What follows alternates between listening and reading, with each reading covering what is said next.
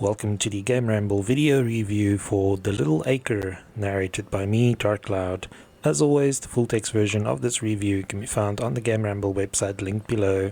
The TLDR is that The Little Acre is a charming hand-drawn point-and-click adventure with two playable characters and two very different settings.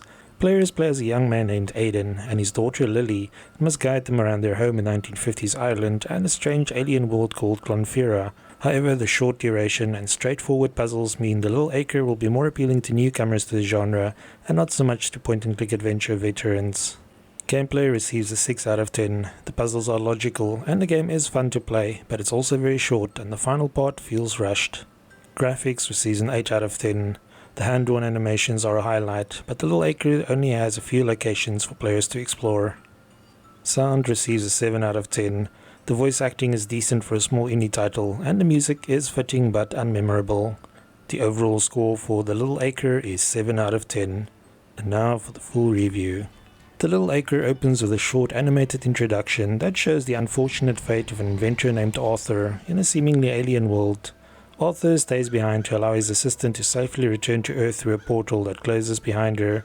However, when players are handed control, they play as Arthur's son Aidan, who has no idea what happened to his dad.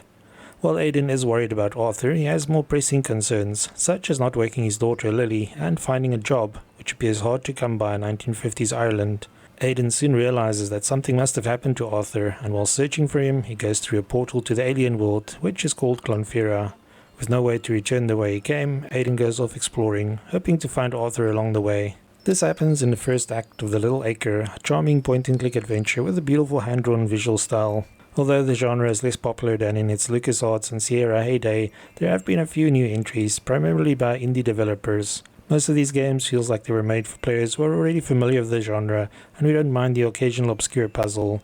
In contrast, The Little Acre feels like it was made for complete newcomers, or very young players. Players start the game as Aidan makes his way around the small countryside cottage where he lives with his daughter Lily, father Arthur and dog Dougal.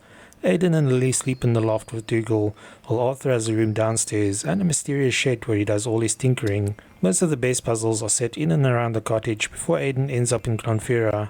Whereas these sections look like a typical point-and-click adventure, things change in Clonfera, where Aidan transforms into a chibified version of himself, and the perspective changes to an isometric view.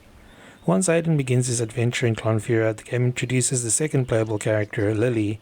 Her adventure begins with a simple act of making breakfast, but her reckless nature and the beautiful animations make this act much more exciting than it sounds. Lily might be a small child, but she is not lacking in bravery or ingenuity. Unlike Aidan, she can also use Dougal, and later a different animal, to help her solve some of the puzzles.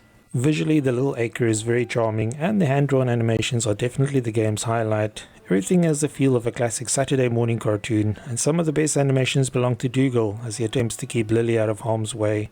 Unfortunately, the game only has a handful of locations, but each is colourful and filled with ambient animations to make them seem more lively than they really are.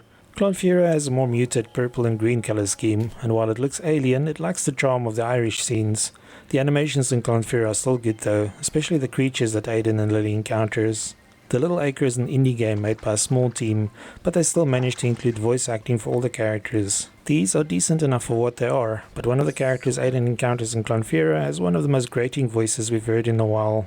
Aidan himself sounds okay, and Lily's voice actress puts a lot of effort into her lines, but she does sound much older than her character. Most of the soundtrack is upbeat and cheerful, but not exactly memorable. Players can adjust the volume levels of the music, speech and sound effects independently, which is always appreciated. The entire game is playable with just a mouse, and left clicking is used for everything from moving the characters to interacting with objects. The inventory for the game is relatively small and is accessible by using the scroll wheel of the mouse. Most items can be used close to where they are found, and the puzzles are mostly very logical. The game only features a handful of hotspots on each screen, which are all clearly indicated. There's no way to turn off this feature, which might irk some veterans as it makes the game less challenging.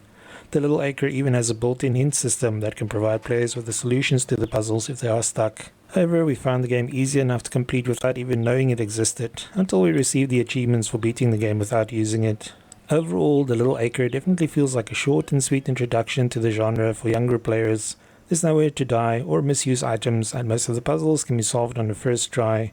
The game does have some missable achievements due to the autosave system and single save slot. This means that completionists will have a reason to play through the game again. However, even novices should be able to finish this adventure in 2 or 3 hours, and the second playthrough can be done in less than an hour.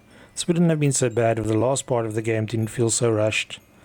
Little Acre also feels like the first act of what was supposed to be something bigger, as there's barely time to get attached to the characters before the credits roll. It's no denying that it was fun while it lasted, but plenty of similar titles such as Anna's Quest are much longer.